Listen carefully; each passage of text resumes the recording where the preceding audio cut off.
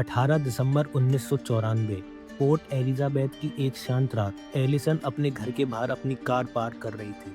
उसे अंदाज़ा भी नहीं था कि अगले कुछ मिनटों में उसके साथ वो होने वाला है जो शायद नर्क से भी बदतर था। अचानक से उसकी आंखों के सामने धुंध सा छा गया।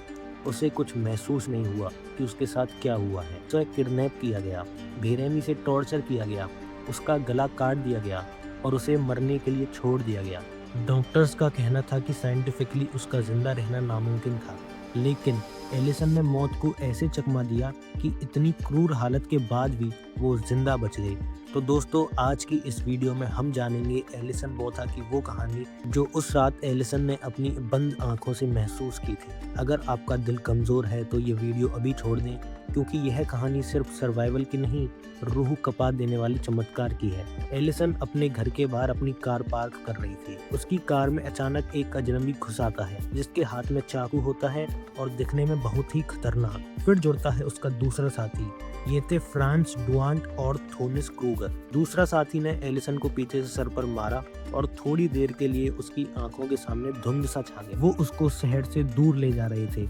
जैसे जैसे शहर की लाइटें पीछे छूट रही थी, कार अंधेरे जंगलों की तरफ बढ़ रही थी। जैसे ही एलिसन को होश आया, एलिसन समझ गई थी कि उसके साथ क्या हुआ है।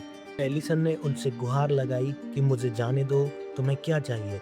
उसने अपनी सारी जमा पूंजी देने का वादा तक कर दिया, पर उन दरिंदों को पैसे नहीं, कुछ और ही चाहिए था।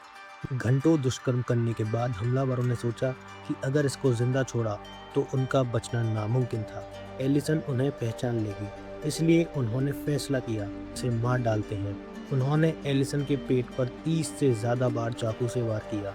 सोच कर देखो दोस्तों, अगर हमारी उंगली पर छोटा सा भी कट लगता है तो हमारा क्या होता है। लेकिन उन्होंने एलिसन पर एक नहीं, दो नहीं, पूरे 30 से 35 बार चाकू उसके पेट में घोंपा। लेकिन जब उन्होंने देखा कि वो अभी भी सांस ले रही है, तो उन्होंने जो किया वो आम इंसान सपने में भी नहीं सोच सकता। उनमें से एक ने एलिसन का गला इतनी बेरहमी से काटा कि उसकी गर्दन की हड्डियां भी दिखने लगी। फिर उसे वहां झाड़ियों में मरने के लिए फेंक दिया गया। उसे असहनीय दर्द हुआ, खून बहे जा रहा था। वो समझ गई थी कि अब उसका बचना नामुमकिन है। वो अपनी गर्दन हिलाने की कोशिश करती रही ताकि वो उठ सके, लेकिन उसको जैसे यह महसूस हो रहा था जैसे गर्दन उसके शरीर से अलग हो रही है। दोस्तों, हमलावर जा चुके थे। एलिसन बिल्कुल अकेली थी। उसने अपनी आंखें खोली, उसे धुंधला दिख रहा था। जब उसने उठने की कोशिश की तो उसका सिर पीछे की तरफ गिरने लगा। उसने फिर अपने पेट पर हाथ लगाया और देखा तो पता चला उसकी अंतड़ियां पेट से बाहर आने वाली थी। दोस्तों, यकीन करना मुश्किल है, पर एलिसन ने एक हाथ में अपना कटा हुआ पेट पकड़ा ताकि उसकी अंतड़ियां बाहर ना गिरे और दूसरे हाथ में अपना सिर संभाला ताकि वह धड़ से अलग ना हो जाए। आप खुद इमेजिन करके देखो, क्या इंसान का यहाँ से बचना मुश्किल है? अंधेरे जंगल में जहाँ कुछ भी दिखना बहुत मुश्किल था, लेकिन एलिसन को कुछ दूरी पर एक सड़क दिखी। एलिसन रेंगते हुए सड़क की तरफ बढ़ी। हर इंच उसके लिए पीड़ा असहनीय थी। वो लगभग 100 मीटर तक इसी हालत में रेंगती रही, सिर्फ एक ही मकसद के साथ, मुझे वो चेहरे याद रखने हैं, मुझे न्याय चाहिए। जैसे तैसे वो रोड के बीच लेट गई और अचानक दूर से एक हेडलाइट की रोशनी दिखी। एक यंग वेटर, टियान आइलैंड, वहां से गुजर रहा था।